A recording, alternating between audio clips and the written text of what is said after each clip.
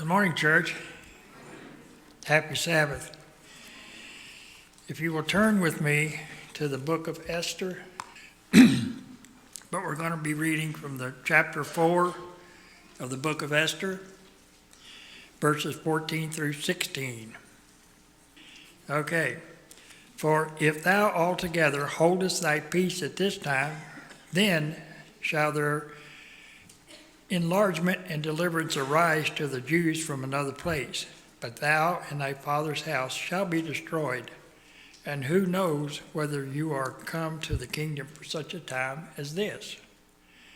Then Esther bade them return Mordecai this answer: Go together and gather all the Jews that are present in Shushan, and fast ye for me, and neither eat nor drink 3 days, night or day. I also and my maidens will fast likewise, and so will I go in unto the king, which is not according to the law. And if I perish, I perish. May the Lord add his blessing to the reading of his word.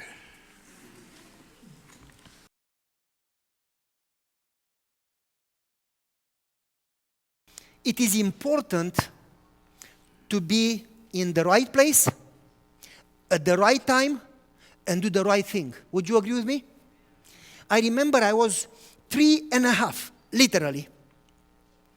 And I was in front of our yard, and there was a sewer lid, or however you call that round piece. Yes, thank you, English. And it was not covering the sewer. For some reason, they worked there. It was flood, rain for more than a week, day and night. The water could not go in the sewer. They got there, they unclogged the sewer, the water went in. And for some reason, I think they were drunk, I don't know, but they forgot to put the cover back. Now my next door neighbor, Sorin, who was 4 years old, and I was how old? 3.5. Good, you are listening, you don't sleep, good. I was 3.5, he was 4. He was a little bigger than me in all regards, but he was a good guy. He ate 24/7. It was the reason of his life, to eat anything, anytime. Anytime I would see him, he was chewing. And so Sorin runs there, and he looks into the sewer, and he was heavy. So as he looks, he didn't think about it. He didn't, for a second, he didn't realize that he was coming from the right direction, and he stood on the lid. He stood on the cover. And he got closer, and he gets closer. He says, "Ah!" And I heard him screaming, and I look, and the cover flipped, and he fell in, and the cover came over. And totally, tang, tang, tang, tang, tang, tang, tang, tang, tang, tang, tang, tang, tang. And just covered like it was never away from there. So I look there and I say, "Hey, this is fun." Sorin was there and he's no more. And I started to laugh. I said, "Okay, it's time to come back, Sorin. Hey." No, he doesn't come. I said, "Man, is he stupid? Must not be fun there. Sorin, come back." He doesn't come. And it came to my mind within a fraction of a second, I need to tell somebody. So I run back and I pull my mom. "Mom, come, Mom, come." And she says, "I'm busy cooking." "Mom, come, Mom, come." She doesn't. And I pull her as hard as I can. I said, "Come." And she comes up. "What do you want? Leave me alone." I say, "Sorin." I says, "No, this is a sewer, honey." "No, Sorin." I says, "No, honey, this is a sewer." I said, "No, Sorin." And my mom looked at me, looked at my face, and my mom took something, I don't remember, a bar of iron so big, and she got it in one of those holes. And she pulled the cover away. And she looks there, and it was water. And as she looks, she sees some hair. And she gets down, and she catches the hair. The water was so high. And when she lifts up, it's Sorin. So she called the neighbor, and they had to do that pushing, and I don't know, all the CPR crazy stuff. And Sorin spit some water and started to cough, and he came back to life. And could have been too late. Probably a matter of seconds, minutes. But I was in the right place, at the right time, and though I was only 3.5, I did the right thing. Would you agree? What if I didn't do the right thing? Sorin would not be around today, would he? I'm positive he would not. Let's talk a little about our story here. We talk about Esther today. The story of Esther is the love story between God and his people who are in exile, not yet home. It's a parallel with the end time, the death decree, the persecution, the deliverance. It's a very close parallel with our time. And in the story of Esther, the book of Esther doesn't even mention the word God. It does mention prayer and fasting. Therefore, like Martin Luther never wanted to preach from Esther. He thought it's not inspired. The book of Esther happens between second and third decree of return. If you remember, the first decree of return, to return from exile, from Babylon, happened during King Cyrus. Do you remember that? Do this, so I know you don't sleep. You do? Good. The second decree happened under Darius Cambyses. And then the third decree under Artaxerxes, I don't know if I say it right, Longimanus. He was called Longimanus because the archaeology and the history says that he had his right hand very long, left hand normal. So one hand was longer than the other one. He was a very, very kind man. In fact, Darius' son, he had 3 sons, was killed by the servant, and he put Artaxerxes, his brother, king, because he thought that the other one was not tough enough to fight the Greeks. And Artaxerxes, when he got king, he killed the servant who killed his brother, and he became the king. But we don't talk a lot about history today. So, what happened? At the first decree, not many Jews came back to Jerusalem. They got such a good job in Lexington, and they got such a nice house, and the TV, and the remote, and the car, and the life, and the salary, and they said, why would I go to so long travel, expose myself to danger and to trip, and give up my job and my house and everything, and start to rebuild Jerusalem? No reason. They were so comfortable that they refused to go. So the second decree came under Darius, excuse me, and again, not too many Jews left Babylon. Though the prophets told them, get out of Babylon now. Now is the time. Now is the time before it's too late. They refused. Very few left. Very few. Between the second decree and the third decree, you have the book of Esther. That's where it happened. When King Xerxes, not Artaxerxes, but Xerxes, gave the law, the death decree, that all the Jews in all his empire should be exterminated, killed, erased. So there is a death decree.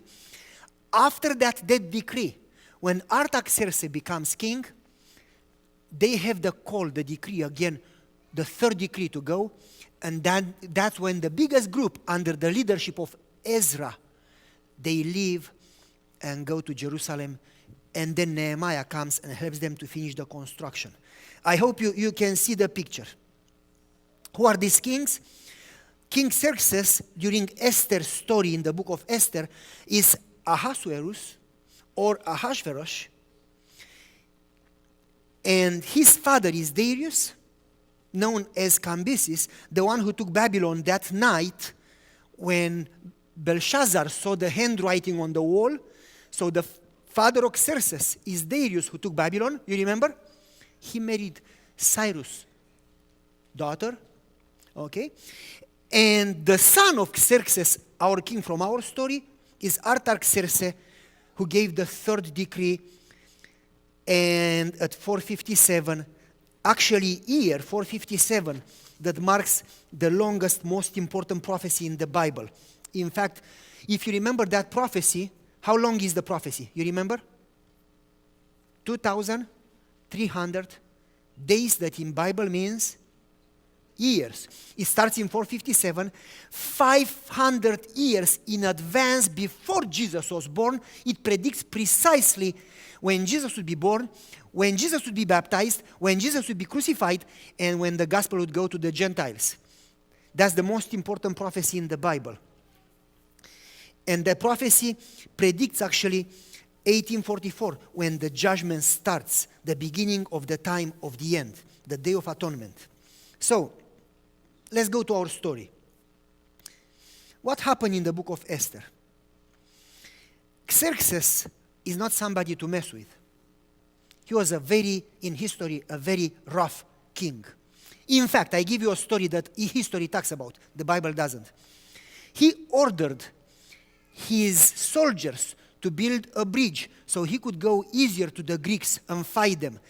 He gave the soldiers a time frame to finish the bridge. And they worked day and night, but because of weather, they were 1 day and a half late. How long? 1 day and a half. As punishment for being late, 1 day and a half, he killed all those soldiers.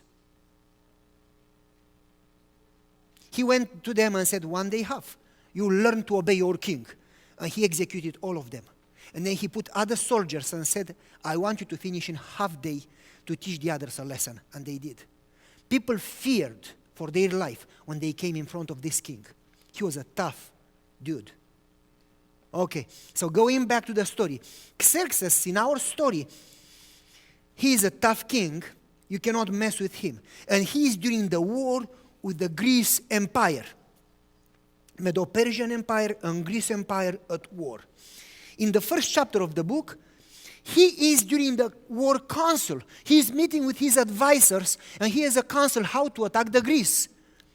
And during this council, in order to get support from all the provinces, money and army, he gives them the big banquet that the book of Esther talks about. And there is wine, lots of it, parties, and they get drunk, and it gets wild. In the same time, the ladies, the wives of the men from the council, from the meeting, they have their own banquet. But Xerxes, Ahasuerus, is drunk. And he calls Queen Vashti, you remember? And says, come, I want to show you guys what a beauty I have. And he orders her to dance and show them her beauty. And I don't know if you know what that means in Hebrew, but he didn't ask her to just show her face. Queen Vashti refuses. You remember the story, don't you? He gets so angry that she refused to come. And he's in council. And he has all his advisors there, that he makes a decision on the spot that she will no longer be queen. Now, to talk a little about that, Queen Vashti may not have known the true God, but she did have values and principles, obviously. And she stood up to the king at any price. She did the right thing at any price. Didn't she do the right thing, Esther would not have been queen. You follow me? Now let's go back. So now she's no more queen. The most beautiful girls from the nation are taken by force, the history says. The event is recorded actually in history. The most beautiful girls from the whole nation are taken by force. They are brought to the king. They go before the king. And if they are not, they sleep one night with the king. If they are not chosen, they go into the second building in the king's harem. That's not very nice. Among those girls, there is a beautiful Jewish girl called Hadassah. That means in translation, a shrub full of flowers with strong aroma that is evergreen. But Mordecai, her older cousin, that is her guardian, because her parents were killed by the Medo-Persian Empire. Her parents were killed. She is alone. She is orphan. Her cousin that is older takes care of her. Hadassah is called Esther. Mordecai changes her name and says, they should not know that you are a Jew. If they know that you are a slave Jew, you have no chance. And according to the translation, she doesn't want to go. And they take her by force. When it says that they took Hadassah, in the Hebrew translation is took her by force. She didn't want to go. They take her by force. He changes her name in Esther, that means star in Hebrew. However, in Aramaic, Esther is Ishtar. You know who Ishtar was for Medo-Persian Empire? Was the highest goddess. She was the goddess of love, sexuality, and war. So if they wanted to have those things, love, sexuality, and win wars, they would have to worship her. So her name was Ishtar by now, representing the servant of Ishtar, though she never served Ishtar. She's taken to the king, but she has nothing in her favor, no chance ever to be chosen. Let's go back here for a second. It says here, she was a foreigner, she had an accent, as I do, okay? She's a slave, she's Jewish, she's orphan, she has no royal blood like Vashti, she doesn't want to go, is taken by force. There is nothing to recommend her to be the new queen. As I said, Vashti did the right thing. She stood up to the king at any price, and it could have cost her her life. Did the right thing, though she could have paid. You know what the Bible says about doing the right thing? Fear God and keep his commandments. For this is the duty of... You are asleep. So, in a way it says, do the right thing at any price. You know, I remember the story. There was this general. You remember General, how do you read it? Schwarzkopf, Norman Schwarzkopf. He was the general in Desert Storm in Iraq. He was loved by the nation. He passed away a few years ago. There was a meeting and he told a story, and I read it on the internet. Doing the right thing. He said, you should do the right thing at any price. That's what he said.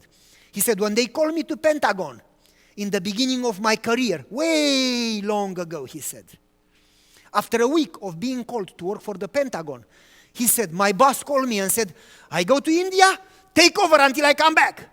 And the general says, sir, what about all the protocol and this and that? What should I do? And his boss says, when called, take the command. He said, okay, I take the command, but how do I solve this problem and the logistic and that problem? And he said, Rule 17, Rule 17. And he says, what is Rule 17? What is Rule 17? Do the right thing at any price. Do the right thing at any price. And he said, but what is the right thing? And he said, if you don't know the right thing, you should not be here. And his boss left.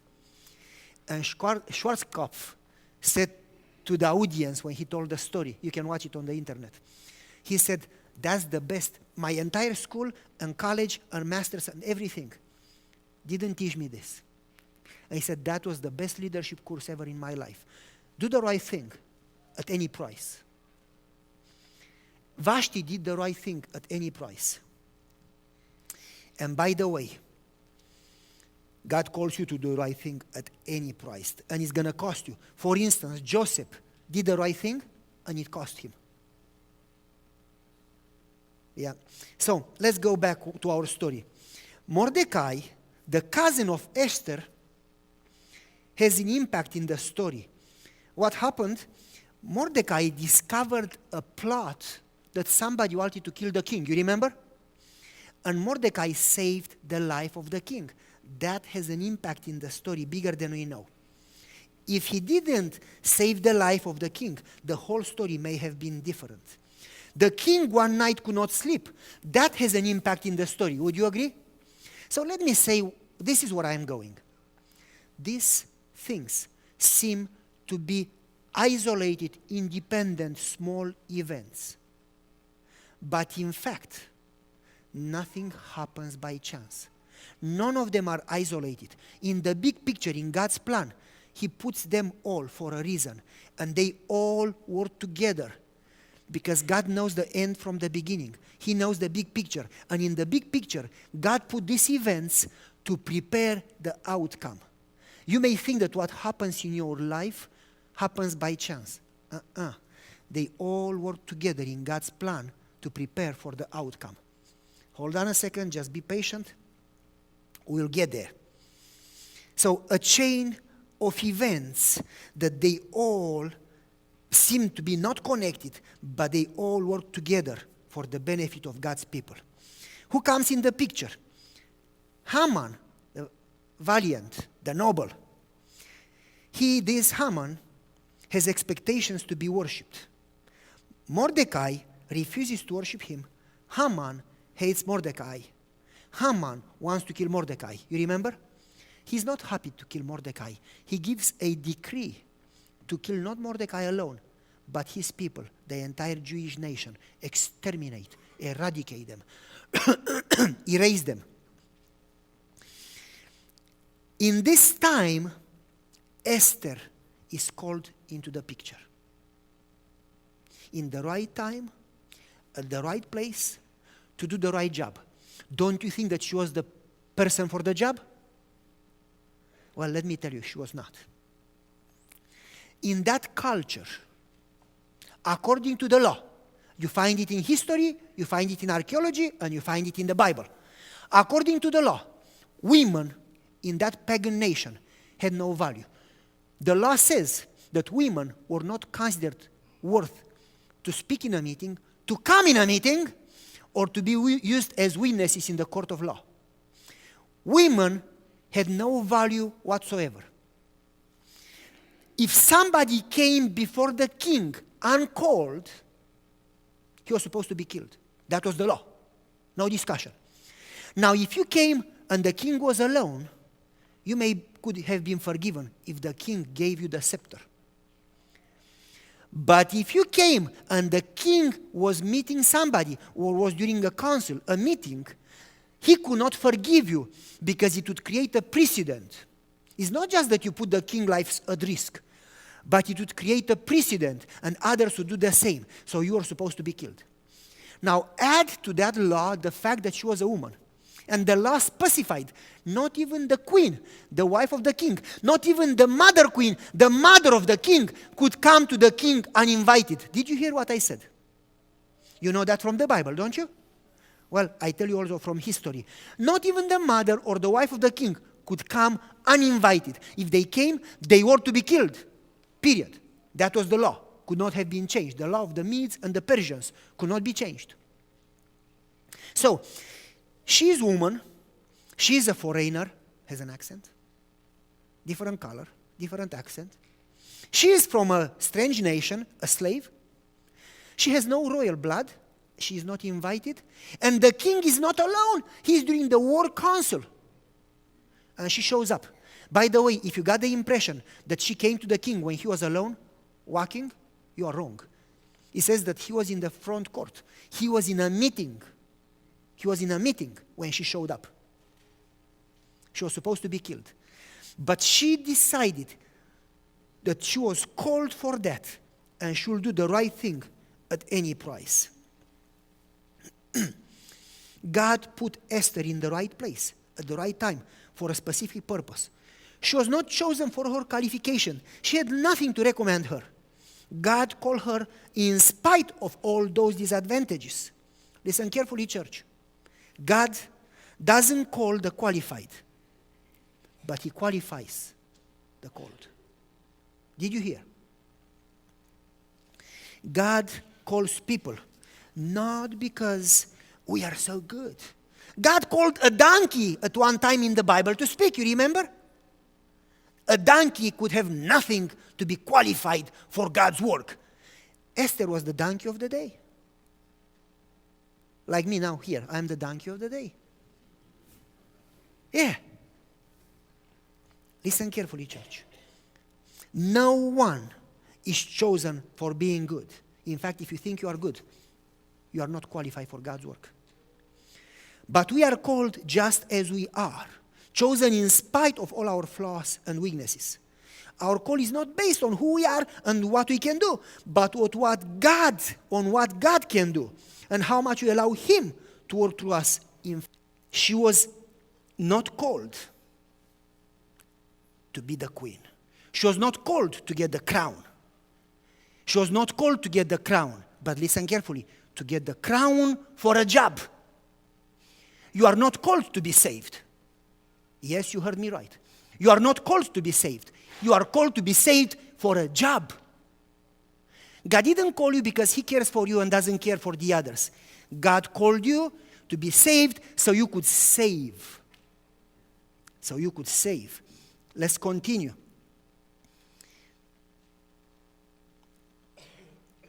Do not think, says Mardochai, that you are in the king's house because you are there. You alone will escape. For if you remain silent and don't do your job, relief and deliverance will arise from another place, but you and your family will perish. Who knows if you didn't come to this position for such a time like this? And Esther, that had nothing in her advantage, understands that she was called not for her, but for a job. So, she says, by the way, remember what the Bible says, Ephesians chapter 2. For by grace you have been saved, not by your works. It's the gift of God. Listen carefully, why? For we are His workmanship, created for what? Created for good works, which God has prepared. God made a plan. I have a plan for you. God created you, God saved you, because He wants you to serve. It's not that, oh, I am created, I can have a good life and be saved, and after me, I don't care. You are called to be saved. You are called to be saved. So she says back to Mardochai, go gather all the Jews, pray and fast. I'm going to do the same. When this is done, I'm going to go before the king, though it's against the law. And if I perish, I perish. And the plot, when you make the decision to do the right thing, you know what happens next? Do you think it's going to get easy? Oh no, it gets more complicated. The plot becomes complicated. In the story, right then it happens, in the Bible says that Haman is empowered as prime minister. So now you go against the closest friend, closest ally, advisor of the king and prime minister. And you think you are going to succeed? You think you are going to succeed? Who is Haman? Who is Haman? Listen carefully. When you don't have a way to succeed, God has 1,000 ways. When you have no hope, no solution, all odds are against you. Who is Haman? The Bible says in chapter 4, verse 4, Haman, the Hammedatha, the Agagite. You know what that means? The Hammedatha, the Agagite? Haman was Amalekite. Who are the Amalekites? In Exodus chapter 17, Moses is given an order to destroy the Amalekites from the face of the earth.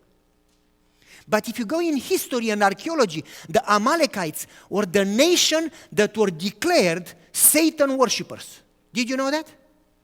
Declared, we don't want God, we don't like God, we like Satan, we worship Satan. Amalekites would take their newborn babies, 1 in every 6, and they had many kids. And they would dedicate them to Satan and sacrifice them on Satan's altar. Amalekites would take the most beautiful girls when they were small and abuse them sexually in Satan's honor. And then after that, they will put them on Satan's altar and cut them open and take the heart and eat it. I could go on and on, you can read it. Amalekites would kill anybody who didn't accept to worship Satan. Amalekites were dedicated enemies of God's people, and they made a pact with Satan that they are going to go after God's people as long as they live and erase God's people. And listen carefully. Stop God's oracles. That's what it says. Stop God's oracles. You know what that means? They were planning to stop the plan of salvation. They wanted to eradicate the Jews so there will be no Messiah born, so there will be no salvation. Those were the Amalekites. They had uncounted chances. Abraham was among them for a while. They knew about God. Joseph talked to them. It seems that Israel talked to them. They had uncounted chances, but they chose to worship Satan and go against God to the point that they got too far, too late. So God decided that Amalekites should be totally destroyed as a symbol of the final destruction at the end of those who choose Satan instead of choosing God. So God ordered Moses. Joshua went after them, but he didn't kill them all. During King Saul, if you remember, Samuel the prophet ordered Saul to kill the Amalekites, erase them. Should be nothing left over of Satan worshippers. And what happens?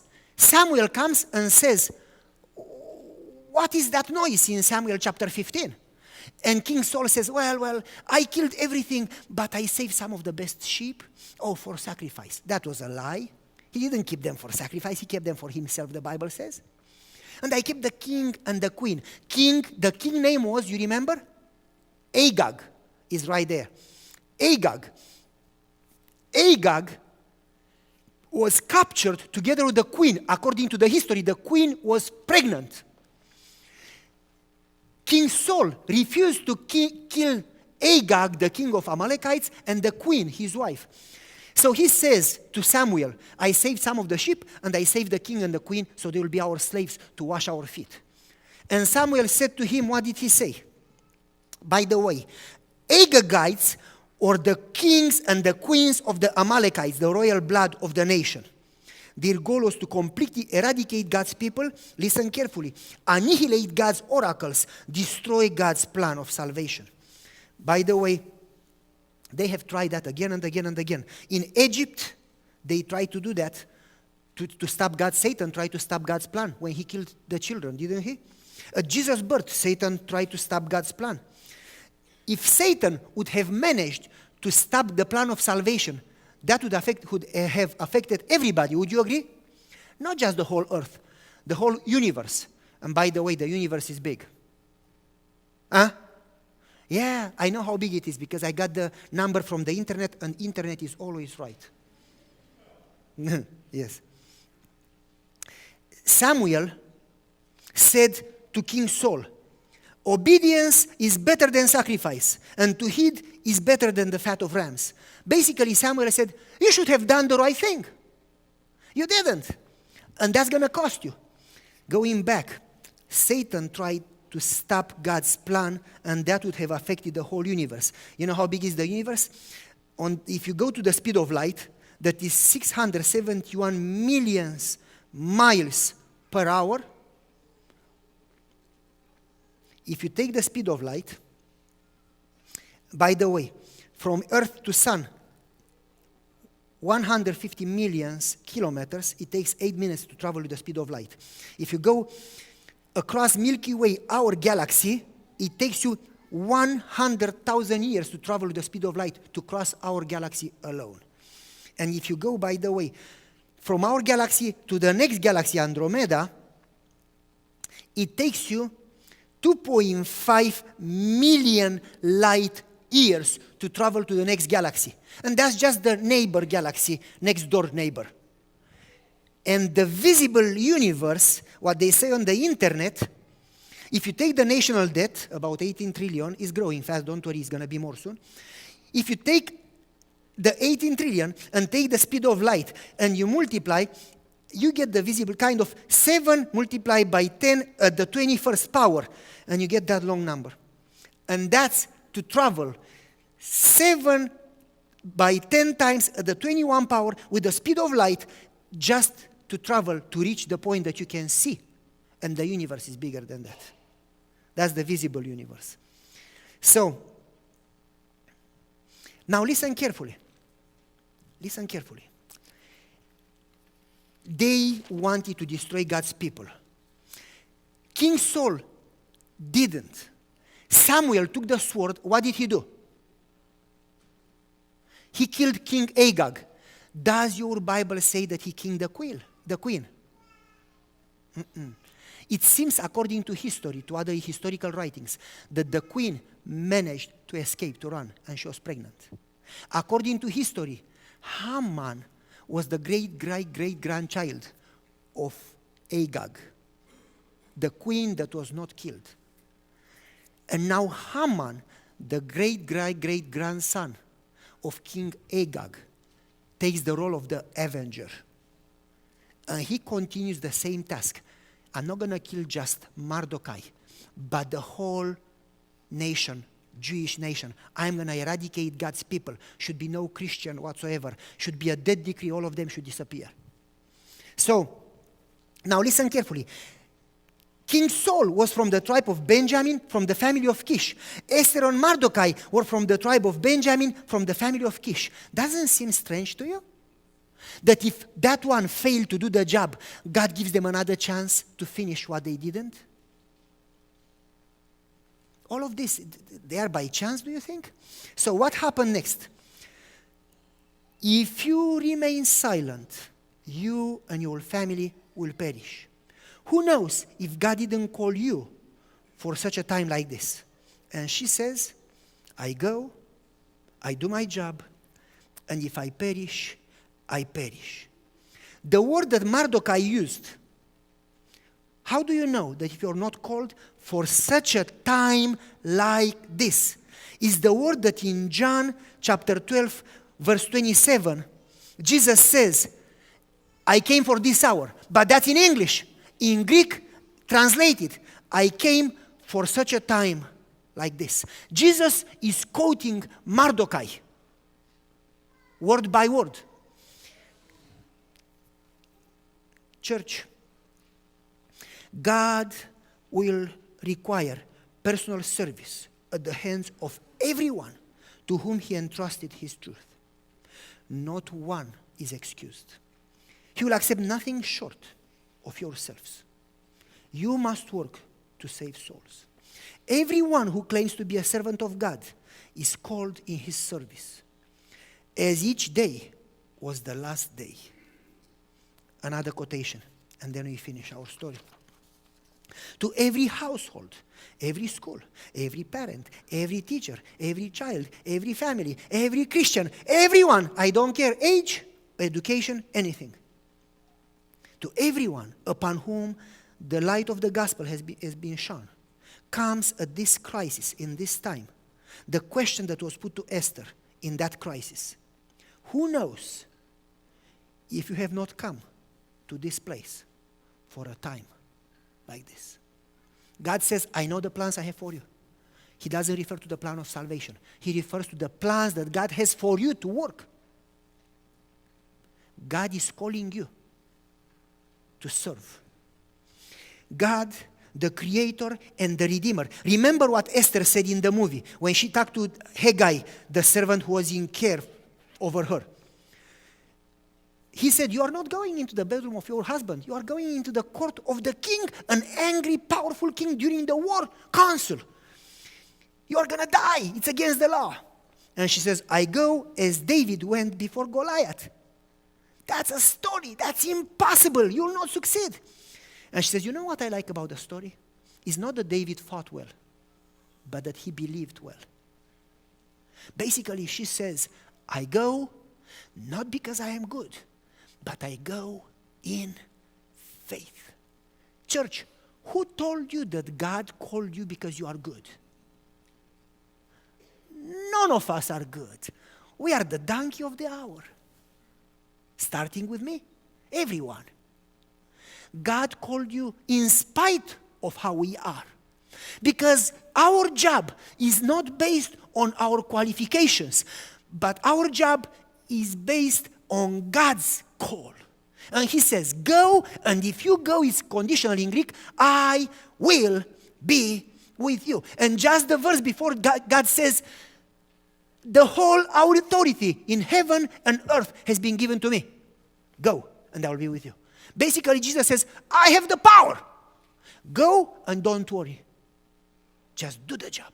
You are called for this job, in this place, for this time. Do it. If you go on the internet, you can read this story and actually watch this documentary. At 9/11, September 11, when the incident happened, the towers, you remember, we'll never forget that. There were two journalists, before anything happened, having no clue of what is next.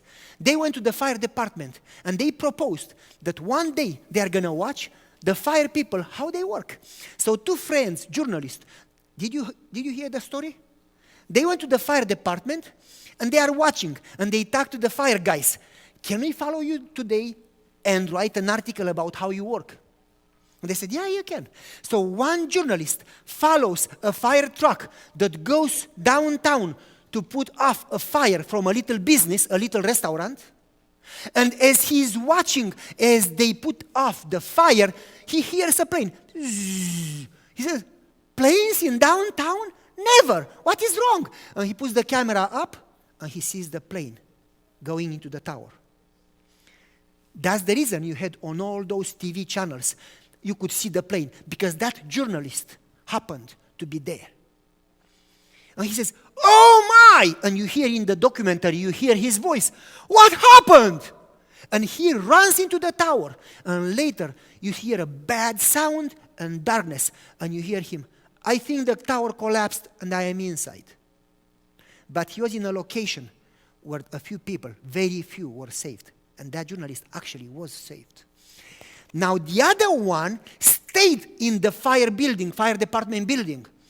And he was waiting for the next truck to go to the next incident. And as he is waiting, he hears the bad news that planes got into the Pentagon and planes got into the towers and this and that and that. Pennsylvania, you remember. And he sees all the fire department people, everybody coming in speed, getting into the trucks and running. And he's like, who should I follow?